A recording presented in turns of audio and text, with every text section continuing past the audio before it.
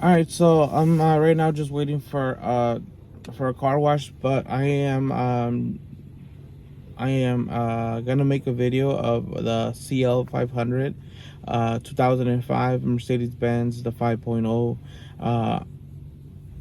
Since I got it, I've been trying to get it fixed, running right and looking right, and I've yesterday when I went on the freeway, I like to hit it once I get on the freeway. Once I went up to like about 60-70 miles an hour, and I was gliding on the freeway, and then I hit the gas again, and the car didn't go anywhere. I didn't really check the RPMs, but I'm assuming my torque converter clutch, my torque converter lockup, I think it stayed locked up and it didn't want to release. So the lockup was locked, and it caused the car not to accelerate. And I'm having shudders, I'm having shakes when I accelerate.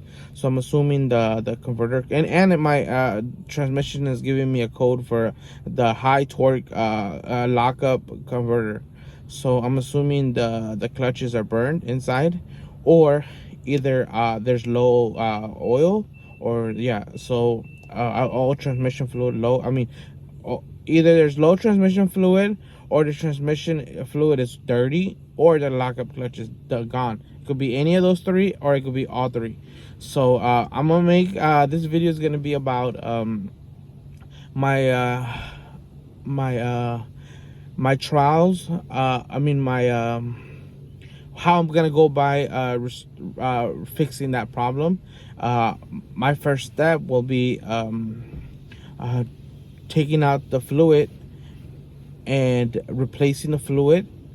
No, first I'm gonna open the transmission, then I'm gonna drop the valve bodies, and I'm gonna clean each individual solenoid and clean that out, change the filter, and do the regular maintenance on it, and also fill it up, and hopefully see what that comes to, and we'll see if that fixes the vehicle. And if it fixes the vehicle, then the problem solved. But if not, then I have to go to step 2, which step 2 will be